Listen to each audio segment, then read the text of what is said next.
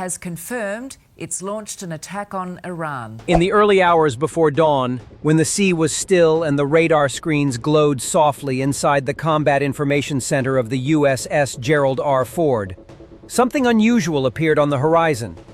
At first it looked like a glitch, a cluster of fast-moving signals rising far beyond the normal flight paths of civilian aircraft. But within seconds, the pattern became clear. These objects were not planes. They were missiles. According to emerging reports, as many as 15 advanced Fateh-2 hypersonic missile projectiles had been launched from deep inside Iran, accelerating toward the carrier strike group at speeds that pushed the limits of modern missile defense. Hypersonic weapons are designed for one purpose: to close the distance before defenses can react. At those velocities, every second matters. Every calculation becomes a race against physics. On board the Ford, alarms began to echo through the steel corridors. Officers rushed to their stations. The carrier, the largest and most technologically advanced warship ever deployed by the United States Navy, suddenly found itself at the center of a high-speed confrontation unfolding hundreds of miles from shore. Radar operators tracked the incoming objects as their trajectories shifted unpredictably. Hypersonic glide vehicles do not travel in simple ballistic arcs. They maneuver, they dip and climb. They change direction in ways that challenge traditional interception systems. What had begun as distant blips on a screen was now a rapidly tightening circle around the strike group. Within moments, the escort ships surrounding the carrier reacted. Destroyers and cruisers armed with layered missile defenses began preparing interceptors. Fire control systems calculated potential engagement windows measured in seconds. Above the ocean, the first defensive missiles streaked upward, leaving sharp white trails that curved toward the incoming threat. Then the countdown began. 12 minutes. That was the estimated time between the first launch detected by satellites and the moment the missiles could reach the fleet. In a conflict defined by technology and timing, 12 minutes can determine the fate of ships, aircraft, and thousands of sailors. Inside the carrier's command center, the atmosphere tightened as every radar return was analyzed, every interception probability recalculated. Out on the open sea, the calm surface concealed a rapidly unfolding battle in the sky. Defensive interceptors raced to meet targets traveling several times the speed of sound. Electronic warfare systems attempted to confuse guidance signals. Fighter jets on the flight deck waited for the command to launch. And somewhere far beyond the horizon, the weapons continued their descent. If even a single missile slipped through the defensive shield surrounding the carrier strike group, the consequences could be devastating. Yet if the defenses held, the encounter would become a powerful demonstration of modern naval protection systems operating under extreme pressure. So what really happens when hypersonic missiles meet the most heavily defended fleet on Earth? How does a carrier strike group respond when minutes separate detection from impact? And could the ocean itself become the silent witness to one of the fastest naval engagements ever imagined? In this video, we break down the sequence of events, the technology behind the weapons, and the intense moments that could define such a confrontation at sea. The night over the open waters was calm, the kind of quiet that sailors learn to respect. Somewhere in the dark expanse of the sea, the carrier strike group built around the USS Gerald R. Ford moved steadily through the region, surrounded by its escorts and watched over by layers of radar, satellites, and airborne surveillance. On the surface, everything looked routine. Patrol aircraft rotated through their assignments, radar operators monitored familiar patterns of commercial traffic, and the massive carrier continued its slow, confident passage through international waters. But hundreds of kilometers away, preparations were already underway for something very different. Deep inside military facilities in Iran, launch crews were reportedly moving into position around mobile missile platforms concealed in hardened desert installations. These launchers, according to defense analysts, were capable of deploying the advanced Fateh-2 hypersonic missile, a weapon publicly unveiled only recently, but already surrounded by speculation about its real capabilities. Hypersonic missiles are not simply faster versions of traditional weapons. Traveling at speeds estimated to exceed Mach 10, They combine extreme velocity with maneuverability, making them far harder to intercept than conventional ballistic missiles. Shortly before the moment that would trigger alarms across the region, satellite surveillance reportedly detected unusual activity near several known missile bases. Heat signatures consistent with fueling operations began appearing on infrared sensors, though the movements were brief and difficult to interpret. Some analysts would later claim these preparations had been carefully timed to avoid prolonged satellite observation windows, suggesting a level of operational planning designed to minimize early detection. Then the launches began. At first, it was only a burst of heat captured by space-based sensors. A sudden bloom of infrared light rising from multiple locations across the Iranian plateau. Within seconds, early warning systems flagged the activity as potential missile launches. Automated systems began calculating trajectories even before human operators had fully processed the alerts. As the missiles climbed into the upper atmosphere, their acceleration pushed them rapidly beyond the speeds of traditional cruise missiles. Initial reports indicated that as many as 15 projectiles had been launched almost simultaneously. Their paths were not perfectly parallel, which immediately raised concerns among analysts monitoring the situation.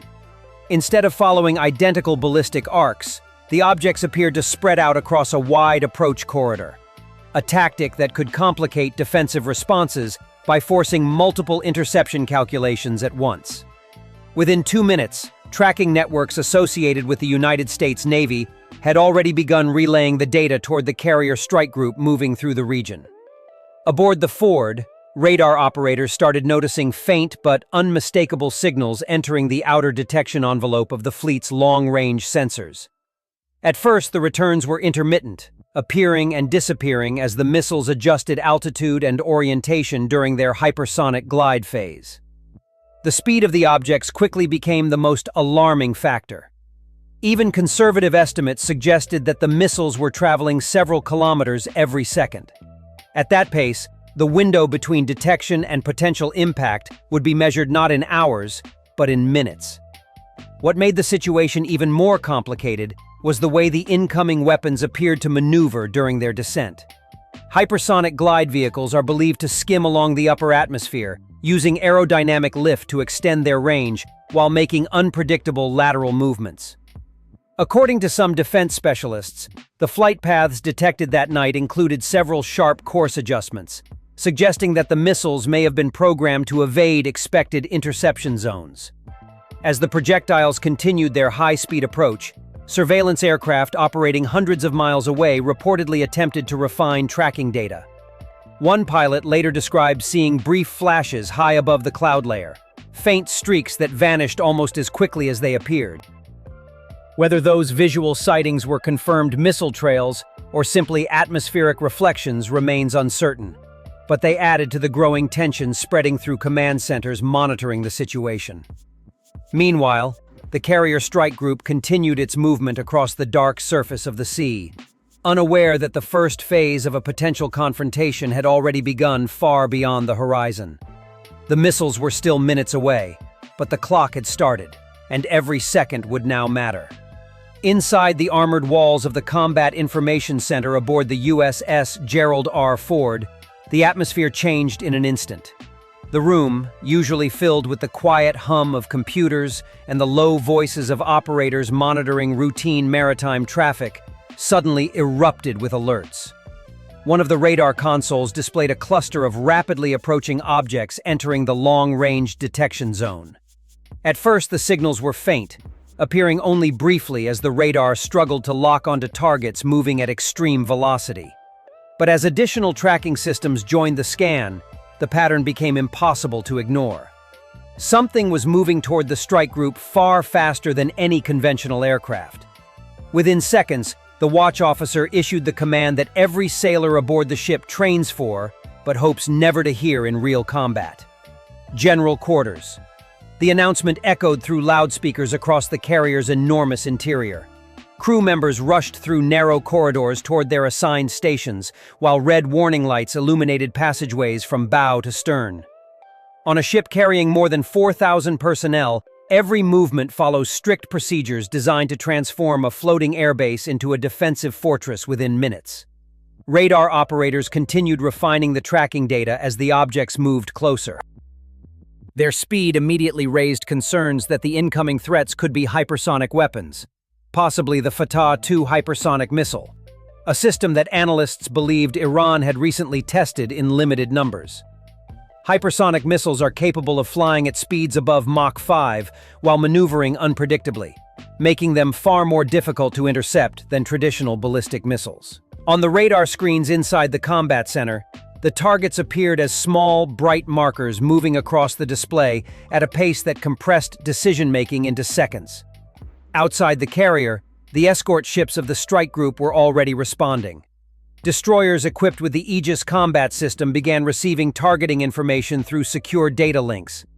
The defensive network that connects modern naval vessels allows them to share radar data in real time, effectively turning multiple ships into a single, coordinated defensive system. As soon as the threat was confirmed, the surrounding cruisers and destroyers adjusted their positions slightly, creating a wider defensive perimeter around the carrier. On the flight deck above, crews rushed to secure aircraft and prepare others for rapid launch if needed. The Ford-class carrier is capable of launching dozens of aircraft in quick succession using its advanced electromagnetic launch system, known as EMALS. Although the incoming missiles would arrive far too quickly for a full air operation, fighter jets already on standby could potentially assist with surveillance or electronic warfare if the situation escalated further.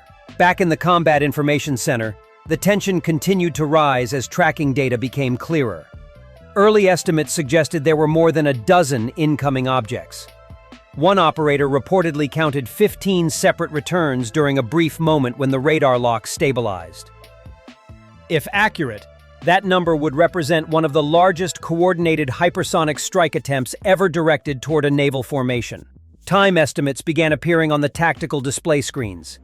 Based on their current velocity and trajectory, the missiles could reach the strike group in less than 12 minutes. That timeline left almost no margin for hesitation. Every layer of defense would need to function perfectly. The carrier itself is not defenseless.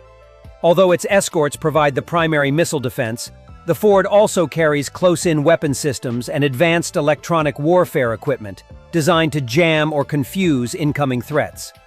Sailors responsible for these systems began running rapid diagnostics, ensuring that radars, launchers, and countermeasure systems were fully operational. Some officers later claimed that the radar signatures of the approaching missiles showed brief fluctuations in altitude, suggesting that the weapons were already beginning their hypersonic glide maneuvers. Whether those movements were intentional evasive actions or simply artifacts caused by atmospheric interference remains debated among analysts. But inside the command center, the interpretation hardly mattered. The objects were closing in, and the strike group had only minutes to prepare. As the countdown continued, the calm sea surrounding the fleet concealed the growing storm of activity inside the ships. Screens flickered with new data, intercept calculations ran continuously, and sailors waited for the order that would determine whether the next few minutes would become a defensive success or the beginning of a battle at sea. As the countdown toward possible impact continued, the defensive network surrounding the carrier strike group began shifting from preparation to action. The escorts moving with the USS Gerald R. Ford were not ordinary ships operating independently. Together they formed one of the most advanced naval defense systems ever assembled at sea. Guided missile destroyers and cruisers equipped with the Aegis combat system had already integrated their radar data, allowing the entire formation to track incoming objects as if they were using a single massive sensor array spread across the ocean. Moments after the threat evaluation was confirmed, the first interception calculations were finalized. Computers aboard the escort vessels began determining where and when defensive missiles could meet the incoming targets. The challenge was enormous.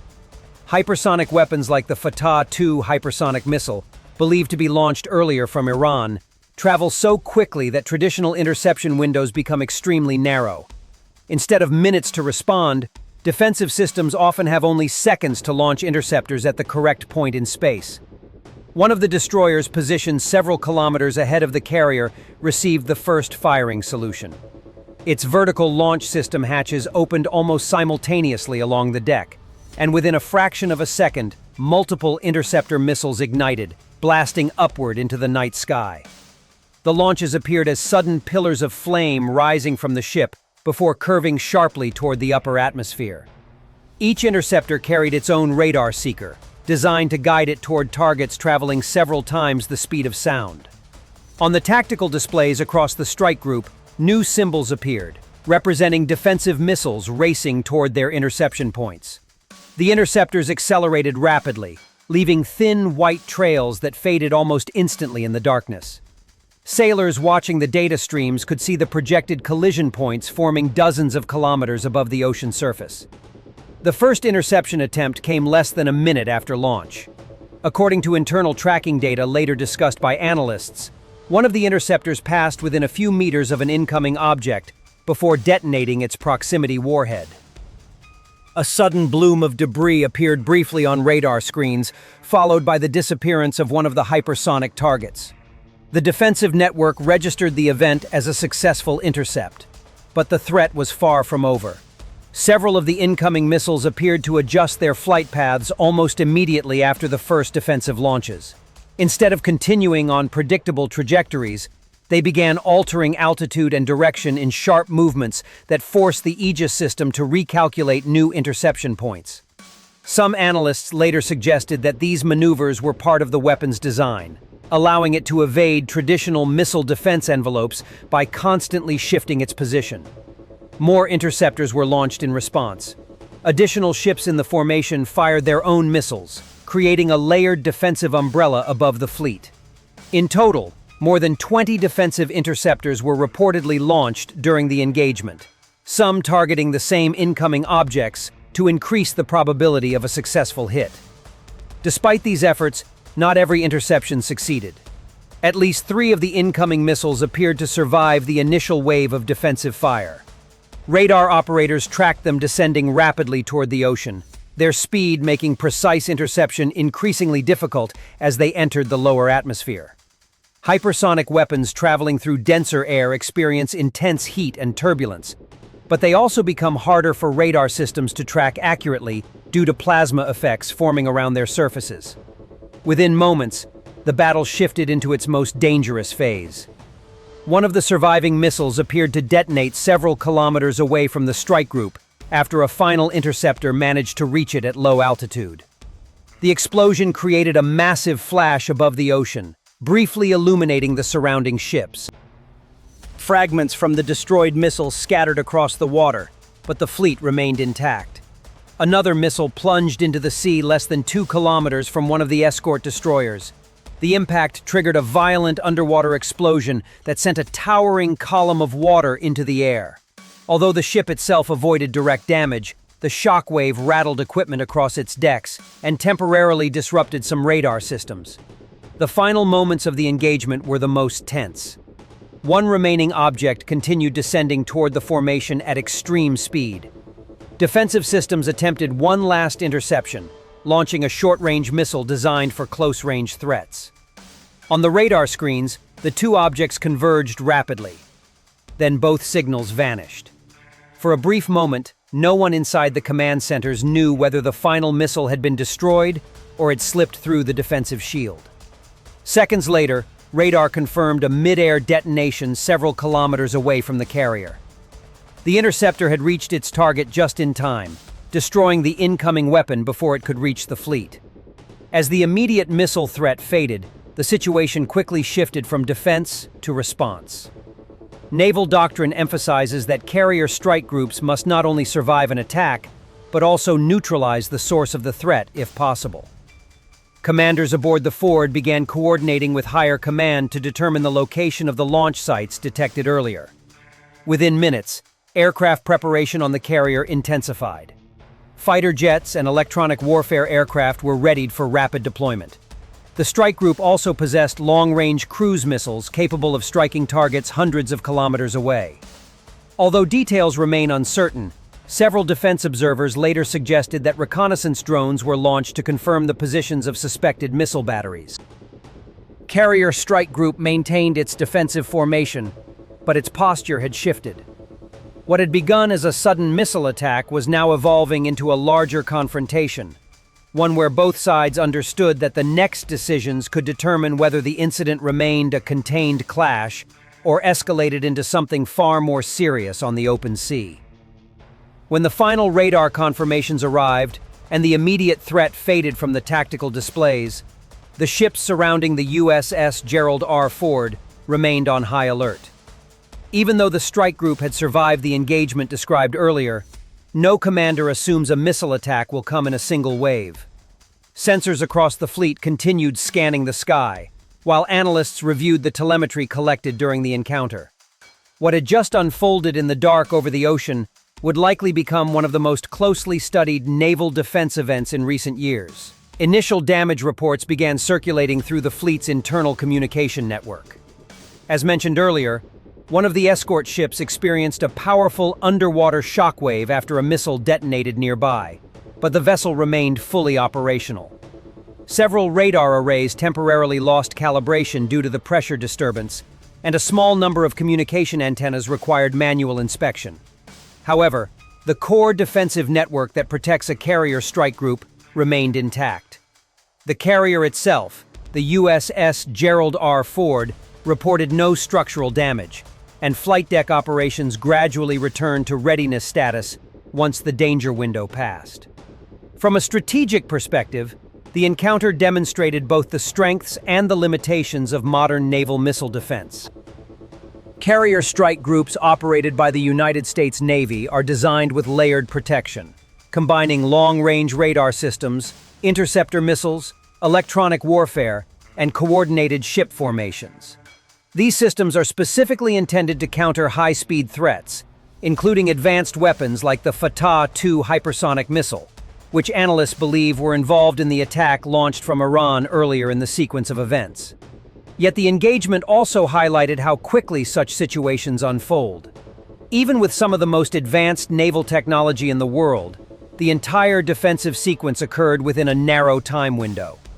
Analysts reviewing the engagement later suggested that the margin between successful interceptions and potential impact may have been measured in seconds. One internal assessment reportedly estimated that at least one of the incoming missiles passed within less than 10 kilometers of the carrier before being destroyed, a distance that in hypersonic terms represents only a brief moment of flight. Beyond the immediate tactical outcome, the broader consequences began to ripple outward across military and political channels. Surveillance assets continued monitoring suspected launch areas, while naval commanders evaluated whether additional defensive deployments would be necessary in the region. Military planners understand that the appearance of hypersonic weapons on the battlefield represents a significant shift in the balance between offense and defense.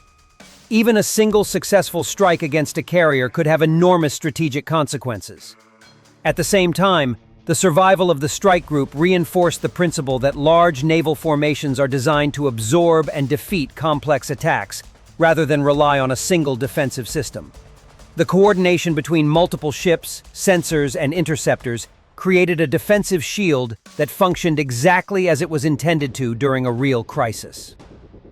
As dawn slowly approached over the ocean, the waters around the fleet returned to their earlier calm, though the tension of the night's events still lingered across the ships.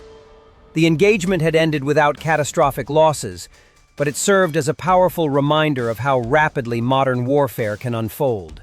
In an era where hypersonic technology continues to evolve, the thin line between defense and disaster may depend on seconds, decisions, and systems operating at the very edge of human reaction time.